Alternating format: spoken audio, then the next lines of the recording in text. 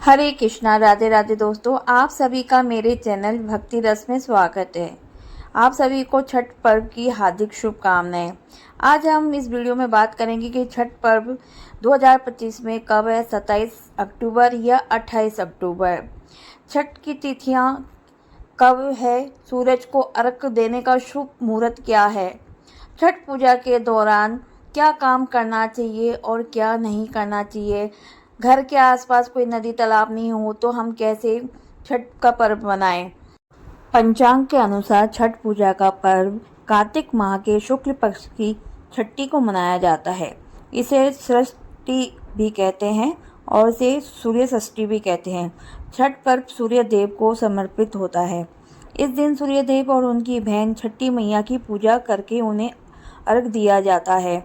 इस व्रत में संतान की दीर्घायु और उनके सौभाग्य की खुशहाल जीवन की कामना को करते हुए हम इस व्रत को करते हैं। अब जानते हैं कि 2025 में छठ कब है। व्रत तिथि, सूर्य को अर्घ देने का शुभ मुहूर्त क्या रहेगा। तो देखिए, 27 अक्टूबर सोमवार के दिन छठ पूजा का पर्व मनाया जाएगा। छठी तिथि प्रारंभ हो रही है 27 अक्टूबर प्रातःकाल 6:04 पे। षष्ठी तिथि का समापन हो रहा है 28 अक्टूबर प्रातःकाल 7:59 पे। नहाय खाए की तिथि होगी 25 अक्टूबर। खरन की तिथि होगी 26 अक्टूबर। संध्या अर्घ होगा 27 अक्टूबर शाम 5:40 पे। उगते हुए सूरज को अर्घ देने और उसका पारण होगा 28 अक्टूबर प्रातःकाल 6:30 पे। छठ पूजा विधि शास्त्रों के अनुसार छठ पर्व 4 दिनों का होता है। पहले दिन नहाय खाए का घर की सफाई के साथ व्रत की शुरुआत करनी होती है। इस दिन घर में सात्विक भोजन बनाकर ग्रहण किया जाता है। छठ पर्व का दूसरा दिन खरना का होता है। इस दिन छठ पूजा का प्रसाद बनाया जाता है। छठ पर्व की तीसरे दिन यानी कार्तिक शुक्ल की षष्ठी छठ पूजा की मुख्य तिथि होती है। इस दिन शाम के समय सूप सजाकर अर्घ देने के लिए घाट पर जाया जाता है। छठ पूजा के चौथे दिन उषा काल अर्घ देने की बाद व्रती प्रसाद का सेवन कर व्रत का पारण करते हैं। मान्यता है ये पर्व संतान के लिए किया जाता है। खास कर वे जोड़े जिन्हें संतान की प्राप्ति नहीं होती तो वे छठ व्रत का पालन करते हैं, छठ मैया की पूजा करते हैं। वहीं सभी अपने बच्चों की सुख शांति के लिए इस व्रत को और इस पूजा को करते हैं। छठ पर्व के दौरान सुबह स्नान के बाद सूर्यदेव को अर्घ देते हैं। छठ पूजा के दिन लाल कपड़े में गेहूं और गुड़ बांधकर दान करने से मनोकामनाएं पूर्ण होती है। सच्ची श्रद्धा के साथ छठ पूजा का व्रत करना चाहिए। इस व्रत के सफल होने से संतान की सुख की प्राप्ति होती है। जिन संतान दंपतियों को संतान की प्राप्ति होती है, संतान को कष्ट कभी नहीं आते। छठ मैया उनकी रक्षा करती है। जो लोग छठ पूजा करते हैं तो छठी मैया उनके इर्द गिर्द रहती है, घर के आसपास सदैव घूमती रहती है, उनकी रक्षा करती है, उनके संतानों की रक्षा करती है। जो 5 महिलाएं होती हैं उन्हें संतान सुख की प्राप्ति होती है। लेकिन सच्चे हृदय से ही माता को पुकारे, उनकी पूजा पाठ करें। छठ पूजा करने से सैकड़ों युगों के फल की प्राप्ति होती है। परिवार में सुख समृद्धि धन की प्राप्ति होती है। छठी मैया की पूजा से सभी मनोकामनाएं पूर्ण होती है। वहीं कुमारी कन्याएं और पुरुष भी छठ पूजा करते हैं तो उनको मनचाहा साथी मिलता है। छठ पूजा का फल कई लाख गुना होता है। इससे व्यक्ति के सभी पाप खत्म हो जाते हैं और सुख समृद्धि प्राप्ति होती है। छठ पूजा का व्रत पूरा करने से स्वयं छठी मैया आपके घर की रक्षा करती हैं। अगर आपके घर के आसपास कोई नदी तालाब नहीं हो तो आप एक बड़ा सा कोई ड्रम वगैरह हो या जो टब आते हैं आजकल, उसमें आप खड़े होकर उसमें पूजा कर सकते हैं। दोस्तों, अब जान लेते हैं कि छठ मैया को ऐसी कौन सी चीज़ें हैं जो नहीं चढ़ानी चाहिए, जिसको चढ़ाने से भयंकर पाप लगता है। तो पहला है, सूर्य भगवान को अर्घ देने के लिए तांबे का लोटा ही प्रयोग करें।